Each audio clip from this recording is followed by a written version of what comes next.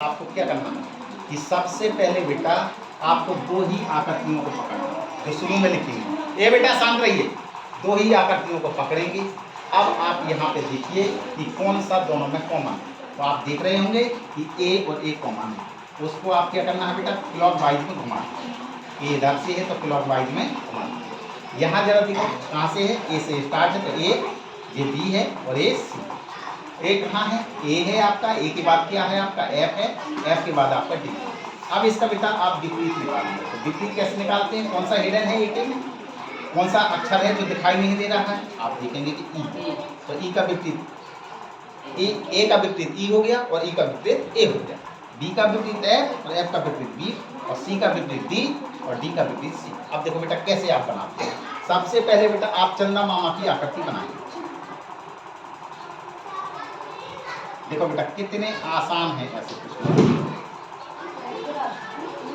आप सबसे पहले बेटा क्या करना है कि मैंने कहा आपको इधर से स्टार्टिंग करना है। क्या करना है कि आपका यहाँ पे मैंने बताया कि वो चीज लिखनी है जो आपका कॉमन सरफेस और किसका, ऑफ फर्स्ट डाइस, यानी कि पहली वाली आकृति का आप देखिए कि कहाँ से कॉमन हुआ है। तो कॉमन बेटा कौन सा हुआ था, ए। तो ए से स्टार्टिंग करना है। ए को कहाँ पे, यहाँ आपको फर्स्ट नंबर पे लिखना है, ए और यहाँ पे 2 और यहाँ पे बेटा क्या है 3। इसका मतलब है जी क्या हो गया आपका, 1 नंबर पे रखना है, इसको 2 नंबर पे रखना है और इसको बेटा 3 नंबर पे रखना है। 1 नंबर पे क्या रखना है आपको बेटा, ए के बाद किसको रखना है दूसरे नंबर पे, बी। इसको कैसे घुमाते हैं, क्लॉक वाइज घुमाते हैं, ठीक है। बी के बाद बेटा क्या लिखा हुआ है, सी। अब बस कुछ नहीं करना। ए का विपरीत क्या है, तो ए का विपरीत यहाँ पे लिखा हुआ है ई, तो यहाँ पे बेटा ई लिखेंगे। बी का विपरीत देखना है तो बी का विपरीत बेटा क्या लिखा है, एफ। एफ कहाँ भरेंगे, इसको छोड़ के आगे भर दीजिए। सी का विपरीत कौन है, डी। इसको छोड़िए यहाँ भर दीजिए। अब बेटा क्या करना है, खाली स्थान वाली आकृति को देखना है। मैंने कहा कि आप क्लॉक वाइज में घुमाएंगे, लेकिन ऐसा घुमाना है कि उस एरो का निशान या एरो का अंत वहां होना है जहां आपका रिक्त स्थान लिखा हुआ है। तो जरा बताओ क्लॉक वाइज तो बेटा ऐसा होता है ना। तो क्लॉक वाइज को अगर आपको घुमाना है और अंत नोक जो तीर की नोक है वो कहाँ पे आनी है, रिक्त स्थान पे। तो आप जानेंगे इसको हमें बेटा ऐसा घुमाना पड़ेगा तभी यहाँ पे अंत हो पाएगा। तो जरा देखो बेटा बी पहले नंबर पे लिखा हुआ है, बीच में क्या लिखा हुआ है ई और अंत में आपका क्वेश्चन मार्क का निशान है। तो जरा देखो ऐसी आकृति पकड़िए कि डी से लीजिए, आपको डी से शुरुआत करनी है और बीच में बेटा क्या आ जाए ई।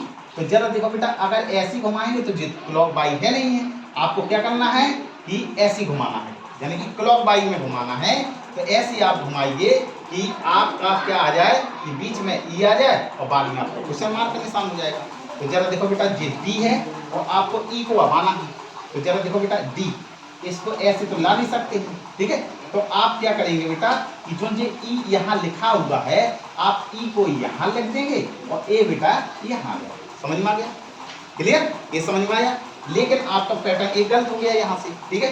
ये आपका कहाँ से, ए से स्टार्ट किया हुआ था, तो ये बेटा यहाँ पे क्या है ए ही रहेगा और यहाँ पे आपका ई। ये मैं आपको कंडीशन बता रहा हूँ, अगर ऐसे फंस गया कंडीशन तो आपको क्या करना है कि बेटा क्या होता है कि ए डी लिखा है, डी के बीच में क्या आना है आपको ई आना है। तो ई कैसे आएगा और आपको क्या करना है बेटा उसको क्लॉक वाइज में घुमाना है। तो क्लॉक वाइज में आप घुमाएंगे तो जरा देखो जी है, इसको ऐसा लिया और ऐसी लाई, आया बेटा समझ में। जरा देखो बेटा डी आ गया, बीच में ई आ गया। जरा बताओ यहाँ तो कोई आकृति बनी नहीं है, तो मैंने आपको बताया था आप इसको बढ़ा के बना सकते हैं। लेकिन कौन आकृति यहाँ पे आएगी, तो यहाँ पे वो आकृति आती है जो यहाँ पे अंत हो जाता है। तो कौन सी आकृति का अंत हुआ है, बी। तो यहाँ पे बेटा क्या लिख देंगे, बी। तो इसका मतलब है डी आपका शुरुआत हुआ है, बीच में आपका ई है, तो खाली स्थान में आपको क्या आ जाएगा बेटा, बस बेटा यही आपका आंसर। समझ में आया। अगर बेटा इसका कभी भी बढ़ाना हुआ तो कैसे आप निकाल सकते हैं।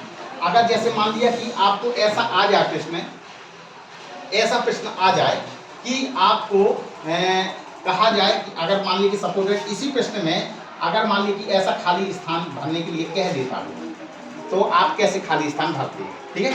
जैसे मान लीजिए कि ए लिखा हुआ है और यहाँ पे बेटा आपको लिखा हुआ है बी और आपका खाली स्थान ए भरा हुआ है और आपका मान लिया कि ठीक है ए बी है और आपको खाली स्थान में अब आना है यहाँ पे, ठीक है। और यहाँ पे जरा बताइए ये भी खाली स्थान दिया गया, तब आप बेटा कैसे बनाओगे? तो आपको क्या करना है कि बी से स्टार्टिंग करना है, जहाँ पे आपको पहला अक्षर दिया जाए वहाँ से स्टार्टिंग करना है और क्वेश्चन ऐसे ही आपको क्या करना है कि क्लॉकवाइज को घुमा देना। आप जरा देखिए बेटा ये बी है और बी से आपको स्टार्टिंग करनी है, ये है क्लॉकवाइज। जरा बताओ ये आकृति बनी हुई है क्या? नहीं बनी हुई है। जब नहीं बनी हुई है तो आप बना सकते हो। तो आप कैसे बना सकते हो?